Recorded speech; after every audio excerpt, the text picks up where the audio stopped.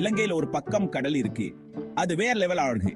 அந்த கடலுக்குள்ள எவ்வளவோ விதமான மீன்கள், திமிங்கலங்கள், டால்பிங்கள். கடற்கரையில போய் பார்த்தா ஆமைகள் முடிட்டு போறத பார்க்கலாம். அது மட்டும் இல்ல, காடுகளையும் அதிசயம் தான். யானைகள், சிறுத்தைகள், மான்கள், குரங்குன்னு எக்கச்சக்க விலங்கினங்கள். இதையெல்லாம் பாதுகாக்க நிறைய தேசிய பூங்காக்கள், வனவிலங்கு சரணாலயங்கள் இருக்கு. இலங்கைக்குன்னு ஒரு தனி கலாச்சாரம் இருக்கு. அங்க இருக்க கோயில்கள், வரலாற்று சின்னங்கள் எல்லாம் பார்க்கவே பிரமிப்பா இருக்கும். சிகிரியா, தம்புள்ளை, அனுராதபுரம் இதெல்லாம் யுனெஸ்கோவோட பாரம்பரிய சின்னங்கள்.